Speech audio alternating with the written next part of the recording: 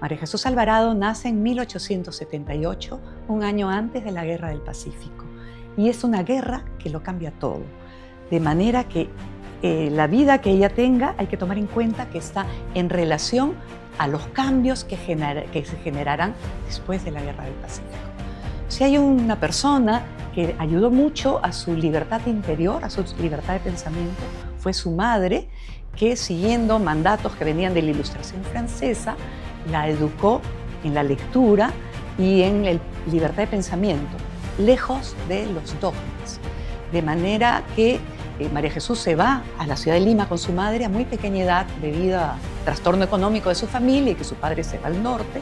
Y entonces llega a una ciudad sin fortuna, siendo de una clase media provinciana, y intenta estudiar, que es lo que hace a una edad grande.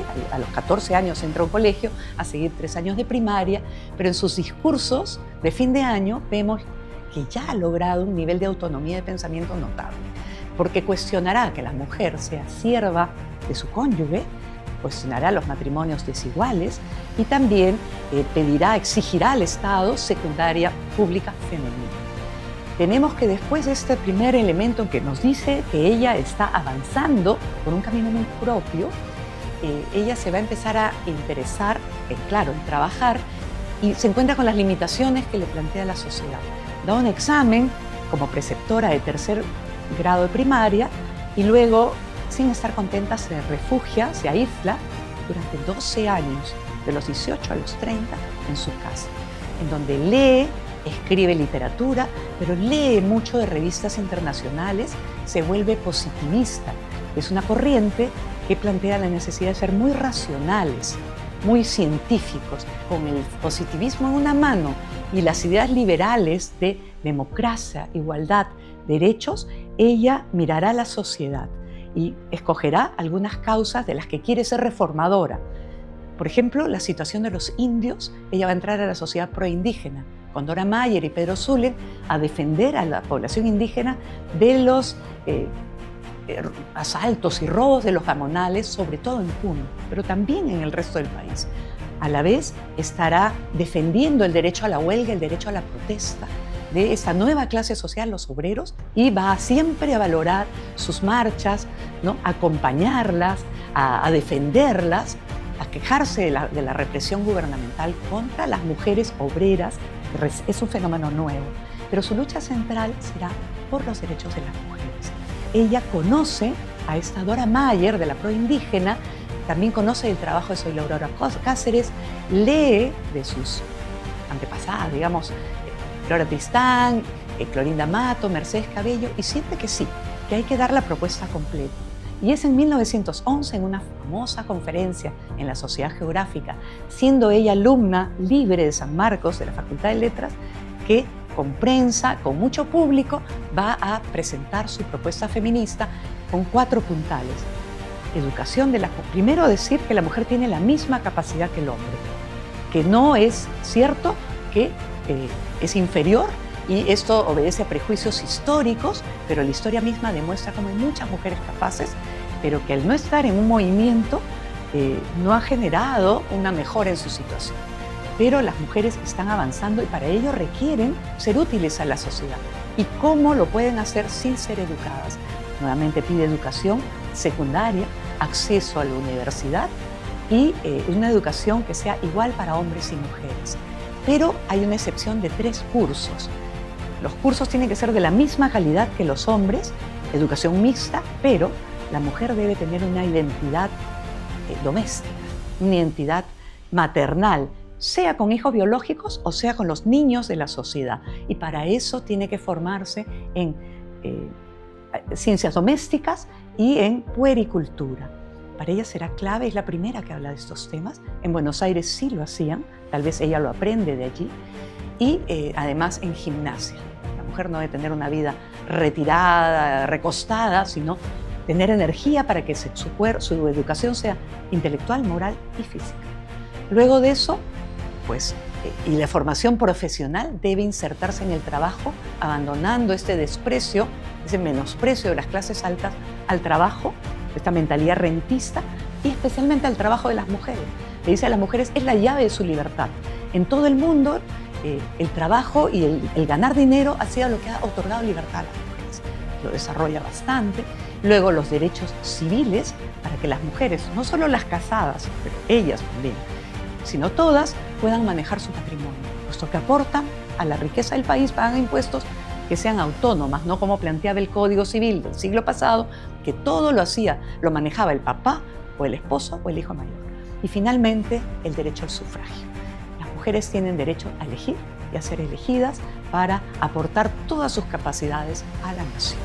Luego de esto, 4 años después, en el año 14, va a estar formando la primera institución feminista del Perú, con las mujeres más destacadas, 77, universitarias, benefactoras, filántropas, etc. Y iniciarán las campañas graduales. Se llama evolución femenina porque cree en el gradualismo, no en la revolución, sino en primero convencer a la gente de la capacidad de las mujeres, conseguir su educación. Por eso crea una escuela Moral y Trabajo donde aplica sus ideas. Esto acompañado de su trabajo proindígena y por los obreros.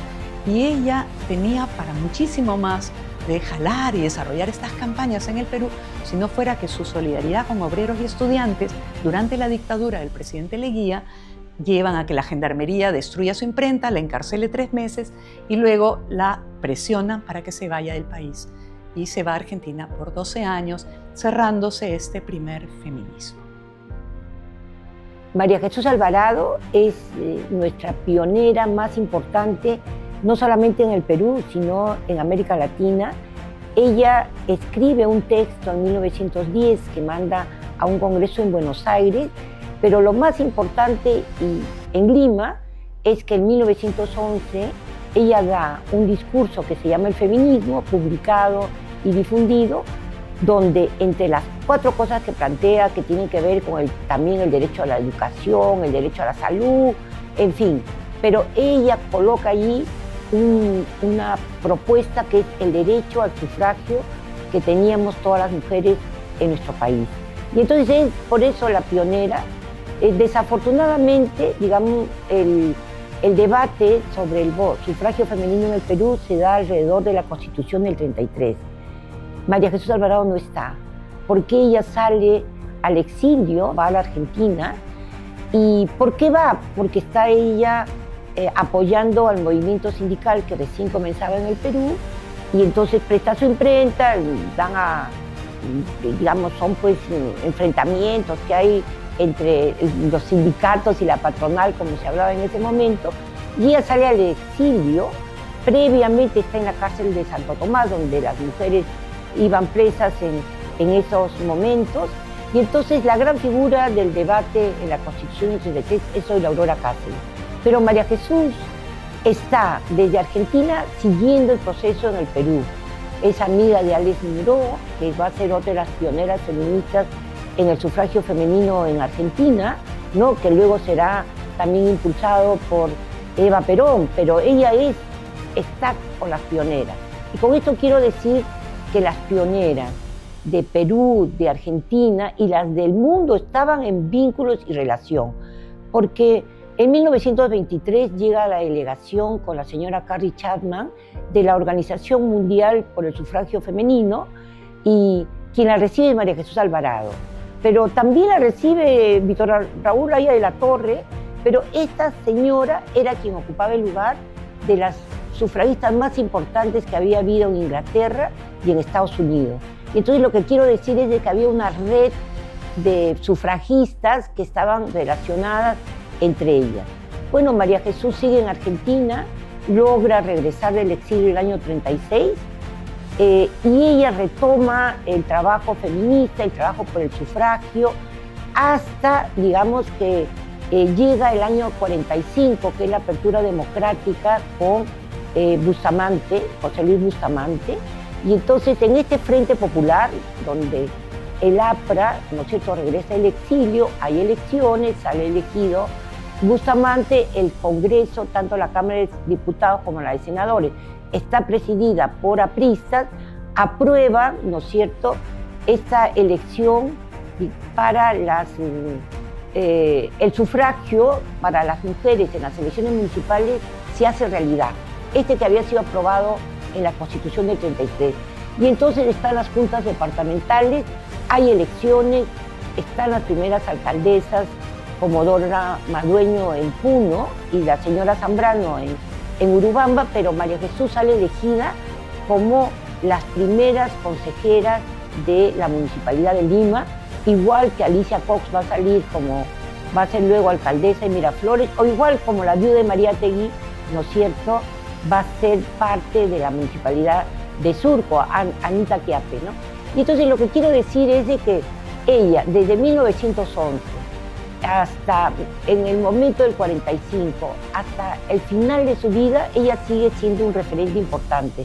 Cuando el año 55 finalmente, digamos, se aprueba en la Cámara de Diputados y Senadores el voto, la figura más importante sigue siendo María Jesús Alvarado. Es entrevistada en El Comercio, La Crónica, La Prensa, en todos los periódicos peruanos e internacionales. Y entonces, con esto quiero cerrar y decir que quien marca la ruta por la lucha del sufragio femenino, por el derecho al voto, por la paridad en la que estamos hoy día, es María Jesús Alvarado en el Perú, y decirles que no es solamente una pionera en el Perú, sino en América Latina.